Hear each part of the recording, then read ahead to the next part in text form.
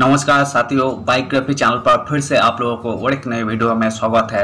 आशा करते हैं कि आप लोग अपने जीवन में खुश होंगे, मस्त होंगे और मजे में भी होंगे। जैसा कि आप लोग जानते हैं, हमारे चैनल पर हम बॉलीवुड की बैकग्राउंड से जुड़ी हुई रियल किस्से कहानियों को आपके सामने लाते रहते हैं। बॉलीवुड के बैकग्राउंड में अनगिनत किस्से कहानियाँ छुपी हुई होती है जो कि आम जन तक नहीं पहुँच पाते हैं। हमारे चैनल पर हम कोशिश करते हैं उन्हीं किस्से कहानियों को आपके सामने लाने की। तो चलिए कहानियों पे चलते हैं, शुरू करते हैं बॉलीवुड की बैकग्राउंड से जुड़ी हुई और एक नई किस्से। होश में हो वो मुसलमान है। खूबसूरत हीरोइन के प्यार में पागल था कपूर खानदान का लाडला, ना तो माँ मानी ना ही वो। ये ऐसी अधूरी प्रेम कहानी है जिसकी चर्चा कम होती है। एक्टर उस जमाने की सुपरस्टार की खूबसूरती से प्रभावित हो गए थे, लेकिन उनकी माँ ने शादी से मना कर दिया क्योंकि वही मुसलमान थी। इतना ही नहीं, उस एक्ट्रेस ने भी मना कर दिया था क्योंकि वही किसी और से प्यार करती थी। शम्मी कपूर मधुबाला की खूबसूरती से प्रभावित थे। शम्मी की मां ने मुस्लिम होने के कारण शादी से मना किया। मधुबाला पहले से दिलीप कुमार से प्यार करती थी। कहते हैं ना कि इश्क करना इतना भी आसान नहीं। सच्ची मोहब्बत तो वही जहां त्याग होता है। बस कुछ ऐसा ही हुआ था एक खूबसूरत एक्ट्रेस के साथ, जिसकी जिंदगी बेहद छोटी थी, मगर इस छोटी सी जर्नी में उन्होंने करोड़ों लोगों को दीवाना बनाया। सिर्फ आम लोग ही नहीं, हॉलीवुड तक उनका दीवाना हो गया था।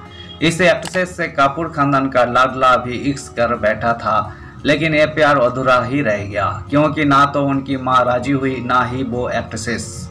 तो चलिए सुनाते हैं एक किस्सा। एक कहानी है मधुबाला और शम्मी कपूर की। मधुबाला वो एक्ट्रेस रही जिन्हें सबसे खूबसूरत और दमदार एक्ट्रेस कहा जाता था। जब वही सेट पर आती तो लाइटमैन खूबसूरती देखकर गिर जाता, तो एक बार तो शम्मी कपूर उनका रूप देखकर अपने डायलॉग तक भूल गए थे। ऐसा लगा जैसे बिजली का झटका हो। मधुबाला और शम्मी कपूर ने साथ में काम भी किया। Rediff.com को दिए इंटरव्यू में शम्मी कपूर ने कहा था, मैं अपनी नजरें उनसे हटा नहीं पा रहा था। ऐसा लग रहा था जैसे बिजली का झटका लगा हो। मैं इतना नाराज था कि अपनी लाइंस भूल जाता था। मधुबाला के कहने पर पीवीआर मधुबाला और दिलीप कुमार की अधूरी प्रेम कहानियों से भी सब वाकिफ है, लेकिन एक किस्सा ये भी है कि शम्मी कपूर भी उनके प्यार में पड़ गए थे। एक किस्सा तो ये भी फेमस है कि जब शम्मी पहली बार उनके साथ फिल्म कर रहे थे तो मधुबाला के कहने पर ही उन्होंने बियर पीना शुरू कर दिया था।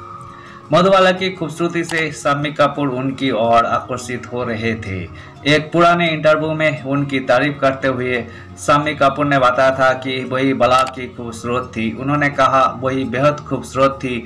जब वही पानी पीती थी तो ऐसा लगता था जैसे यहाँ से अपनी उंगली को गर्दन पर रखते हुए एक नास से पानी गुजरता हुआ नीचे जा रहा है।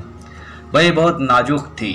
पहले से प्यार में थी मधुबाला, फिर भी खुद को रोक ना सके। रेडिफ को दिए इंटरव्यू में खुद शम्मी कपूर ने बताया था कि कैसे मधुबाला का नाम दिलीप कुमार और प्रेमनाथ के साथ जोड़ा जाता था, और फिर भी वही खुद को उनके प्यार में पड़ने से नहीं रोक पाए। वही सोचा करते थे कि ये शम्मी कपूर बीच में कैसे आ गए।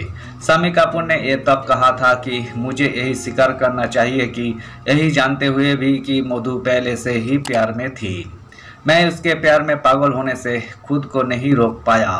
माँ ने कहा था होश में हो। इस रिपोर्ट में यह भी दावा किया गया था कि शम्मी कपूर ने तो एक बार अपने प्यार का इजहार रूप की रानी मधुबाला से कर भी दिया था।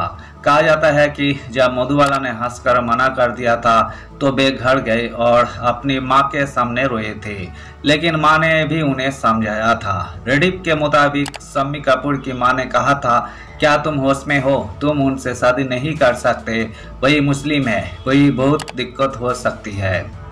मधुबाला और शम्मी कपूर की फिल्में। मधुबाला और शम्मी कपूर ने रेल का डिब्बा, नॉकअप 1955 और नरेश सहगल की बॉयफ्रेंड 1961 में भी साथ में काम किया था। शम्मी कपूर की पत्नी की बात करें तो उन्होंने हिंदी फिल्मों की फेमस एक्ट्रेस गीता बाली से साल 1955 में शादी की थी। शादी के एक साल बाद 1 जुलाई 1956 को उनके पहले बेटे आदित्य राज कपूर का जन्म हुआ।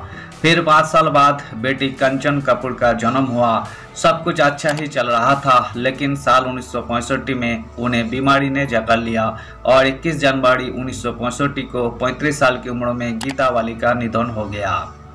शम्मी कपूर की दूसरी शादी। गीता के गुजरने के 4 साल बाद 27 जनवरी 1969 को शम्मी कपूर ने भानगढ़ राज्य के गोहिल वंश की राजकुमारी नीला देवी गोहिल से दूसरी शादी की। शम्मी कपूर ने इम्तियाज अली की 2011 की फिल्म रॉकस्टार में आखिरी बार काम किया था, जिसमें रणबीर कपूर लीड रोल में थे। धन्यवाद साथियों, आज की इस वीडियो में हमने बॉलीवुड के मशहूर एक्ट्रेसेस मधुबाला और शम्मी कपूर से जुड़ी हुई किस्से को आपके सामने रखने की कोशिश की है। उम्मीद है दोस्तों वीडियो आपको जरूर पसंद आई होगी। वीडियो पसंद आए तो लाइक कर दीजिएगा।